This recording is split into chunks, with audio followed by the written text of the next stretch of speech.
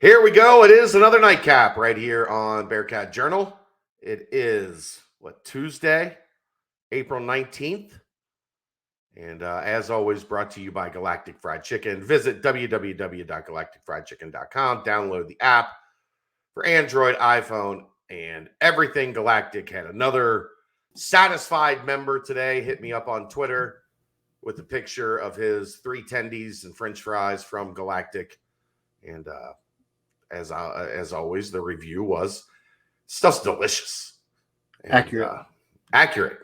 I always put the drool emoji when somebody sends me the pictures from there because that's instantly what happens, right? You see the picture and you're like, oh, I kind of want that for lunch.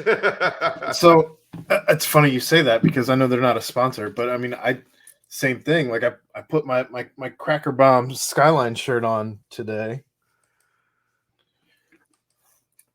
They don't have these restaurants out here in Athens, man. Yeah, that's the downside of living out in the middle of nowhere. You don't get any of the good food. I find myself daydreaming about things like Galactic Skyline. I know you haven't had Galactic in a while, which you were downtown, so like when you got hooked on it, you moved. Well, but dumbass. I mean, at least they had the sauce. Where I mean, I had the sauce with some tendies here the other day, so I still get it, just in different doses. Yeah, different doses. It makes sense. All right, a couple things to get to today. Both of them kind of things that started either on Twitter or on the message board. And we're going to have to kind of do a little bit more of that as we go through the summer. Not every day is going to be like yesterday where they land a commitment from Corey Kiner.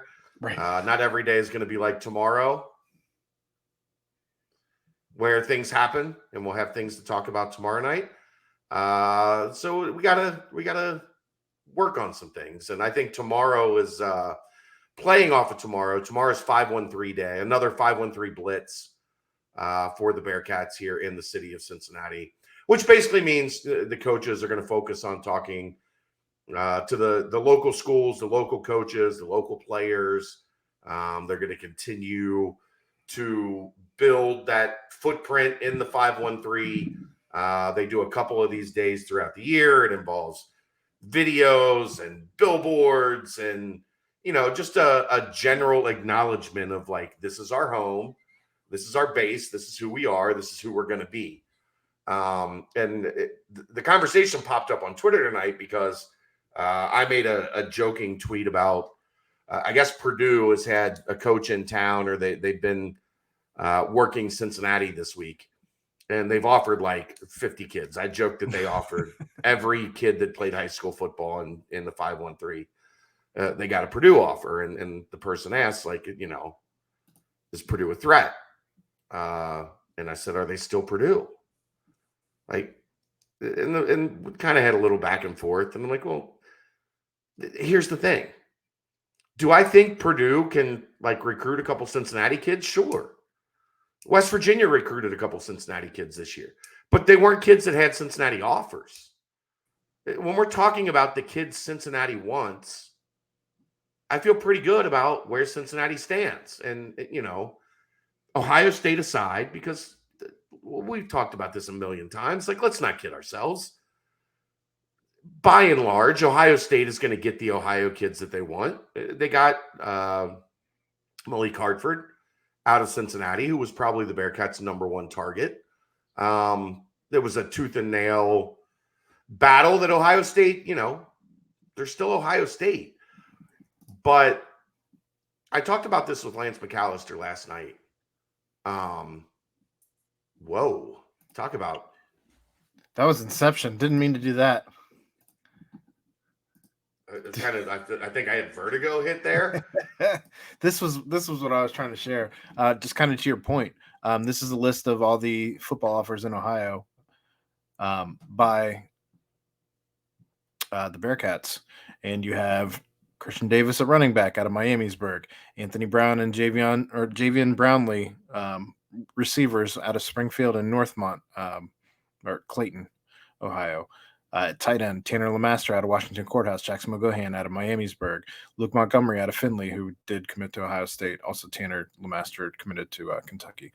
AJ Sally out of Miamisburg, Jermaine Matthews out of Cincinnati, Josiah Jackson out of Fairfield, Malik Hartford out of Westchester, who did commit to Ohio State, Mr. Josiah Jackson going to West Virginia, Braden Moore out of Hamilton, Jason Hewlett from Youngstown, who's already committed to the Bearcats, Josh Padilla for Ohio State out of Dayton, Austin Sierraveld out of Middletown, Evan Tengestal, who's a Bearcat out of Dayton, Trevor Carter out of Ironton, who's a Bearcat, Arvell Reese out of Cleveland, Michael Kilbane out of Lakewood, Kobe Gorman, who is a Red Hawk out of Did you Pickering, realize how long this was going to take when you decided to do this? I didn't know. And Kamari Burns out of Columbus.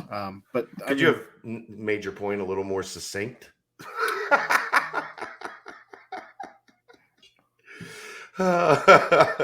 learning moments. Yeah. The point being, like, kids in the 513 is the topic at hand, with the 513 blitz coming tomorrow. I'm not worried anymore. Like, is Kentucky going to get a random kid here and there that UC really likes? Yeah, that's going to happen. Kentucky's in the SEC. They they're going to be a thorn in the side religiously. But what we're seeing less and less of are these surrounding Big Ten schools. And, some of the surrounding, when's the last time you really remember Louisville jumping up and getting a kid from Cincinnati that the Bearcats really wanted? Like, doesn't happen often anymore. They weren't on that list. We have finally reached that point in Cincinnati recruiting locally where, for the most part, they're going to be a heavy factor with every kid that they want. They're not going to struggle. Like, remember that, like 5 years ago, there were a lot of local kids. They couldn't even, like, really get an audience in front of. Yeah. Those kids were like, it's cute, but I'm not staying home. I'm not going to Cincinnati. And now they've flipped the script. And where we thought, as the point I was getting to, like I talked about this with Lance McAllister on 700 WLW last night, we've talked about this for decades, right? Cincinnati should have this place at the table in Cincinnati. Correct. But it's still wild to see them have it, right? Well, and then the way that they basically demanded that seat, right? Right. Like, they didn't give anyone a choice. Like, we have this seat now. You have to respect it. Right? I don't know. I mean, it's just been – it's still – I feel like I'm still processing what the last year has been for Cincinnati. And in that – just that it still blows my mind that from where they were, like, I know we were talking early on in the season, like, well, if all of these things happen, right? Maybe. If they do this, if they do that, maybe they get into the playoff. And then what happens if they get into the playoff? How many guys potentially would be NFL? I saw there was like a 15-minute window today on ESPN this afternoon. That was all you see. It was like Dan Orlovsky breaking down Desmond Ritter tape. Yeah. And then talking about Desmond Ritter with the panel for like 5 minutes. And then almost immediately the talk turned to Sauce and talking about Sauce. Like, it's an incredible commercial for where things are at.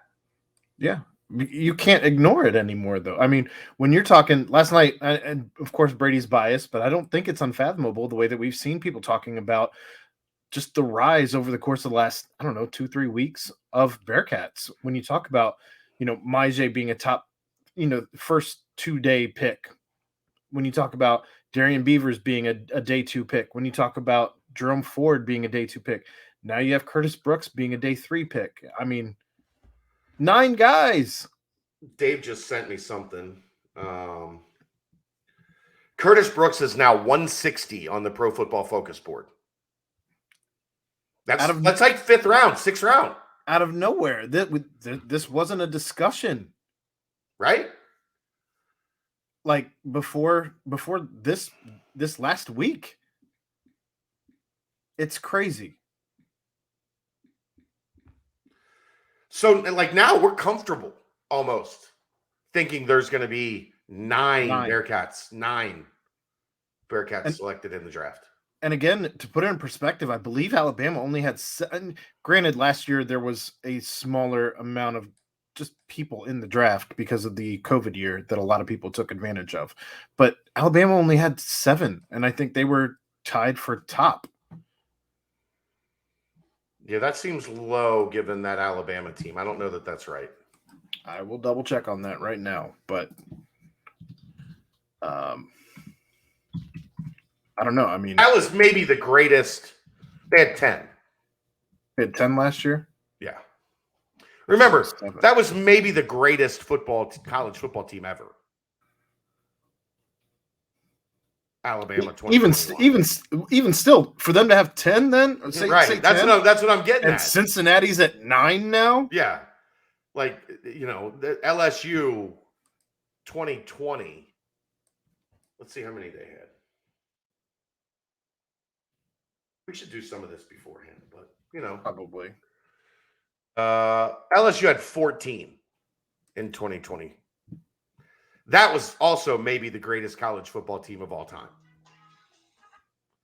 So, and Alabama was tied with Ohio State. You had Georgia and Notre Dame at 9-9. Yeah, last year. Yeah, still crazy. So it's unbelievable territory, and that is what is allowing Cincinnati to tell these hometown kids, you don't have to leave, man. That's why I said a couple weeks ago, next weekend is shaping up to be the most impactful weekend in the history of the program. It's again, I like to use this. I know I like to use this phrase, but I don't think you can argue it. If you do, you don't have a good argument. Well, because you don't know what you're arguing. Because then you're arguing, well, playing in BCS bowls or NY6 bowls, like that's more impact. No, look, what kids want is they want to know I can come to your program and be drafted. That's their dream. Like their dream is to play in the NFL. That's what they want. And what Cincinnati's going to be able to say after next weekend is it doesn't matter what level you are. If you put in the work and you get on the field, you're going to have a chance here to do what you can do anywhere else, no matter where. And that's why these 5-1-3 blitz things are really important. Like showing these hometown kids. And look, you're going to have a Corey Kiner that goes to the defending national champions LSU when he made his commitment. You're going to have a Jawan Briggs, who is an exceptional student on top of the athlete part, go to a place like Virginia, which is one of the best academic institutions in the country. But you're going to build the relationship, and they're going to understand, you know what? I can come home, potentially. Or they're going to start understanding I don't have to leave.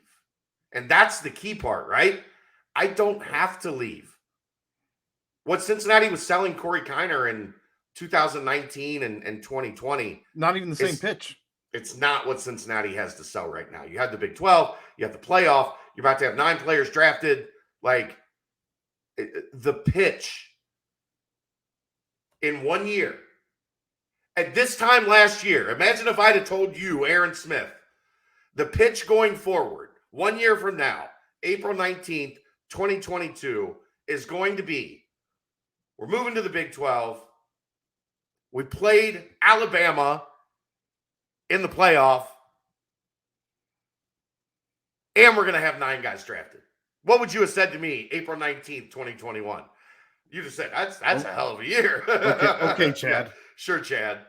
You've been talking to Brent too much. Yeah, have another bourbon, dumbass. Been talking to Brent way too much. Right, that's optimist. Brent. Like that's it. Brent would have made that prediction. I know, and he would have been right. It's crazy. Like it's Absolutely just it's so wild to think how much things have changed. The other interesting thing, It was posted on the board today, and I did a little research on it, talking about the center position. And there was, I guess somebody was, there's rumors somewhere. I've never heard them, but they're not completely invalid.